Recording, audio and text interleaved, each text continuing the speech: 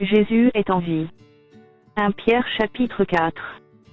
Ainsi donc, Christ ayant souffert dans la chair, vous aussi armez-vous de la même pensée. Car celui qui a souffert dans la chair en a fini avec le péché. Afin de vivre, non plus selon les convoitises des hommes, mais selon la volonté de Dieu, pendant le temps qui lui reste à vivre dans la chair. C'est assez, en effet, d'avoir dans le temps passé accompli la volonté des païens, en marchant dans la dissolution, les convoitises, l'ivrognerie, les excès du manger et du boire, et les idolâtries criminelles.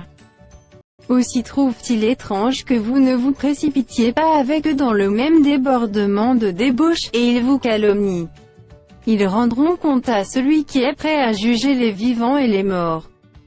Car l'évangile a été aussi annoncé aux morts, afin que, après avoir été jugés comme les hommes quant à la chair, ils vivent selon Dieu quant à l'esprit.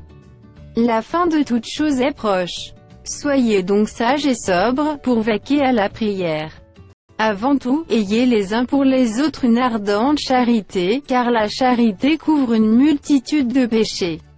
Exercez l'hospitalité les uns envers les autres, sans murmure.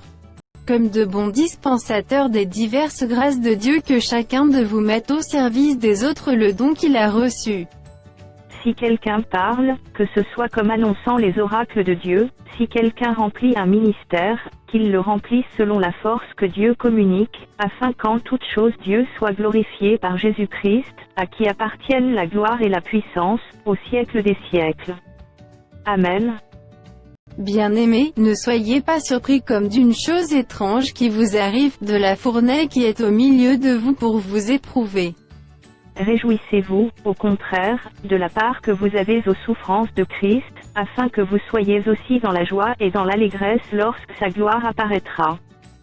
Si vous êtes outragés pour le nom de Christ, vous êtes heureux parce que l'Esprit de gloire, l'Esprit de Dieu, repose sur vous. Que nul de vous, en effet, ne souffre comme meurtrier, ou voleur, ou malfaiteur, ou comme s'ingérant dans les affaires d'autrui. Mais si quelqu'un souffre comme chrétien, qu'il n'en ait point honte, et que plutôt il glorifie Dieu à cause de ce nom. Car c'est le moment où le jugement va commencer par la maison de Dieu. Or, si c'est par nous qu'il commence, quelle sera la fin de ceux qui n'obéissent pas à l'évangile de Dieu? Et si le juste se sauve avec peine, que deviendront l'impie et le pécheur? Ainsi que ceux qui souffrent selon la volonté de Dieu remettent leurs âmes au fidèle Créateur, en faisant ce qui est bien.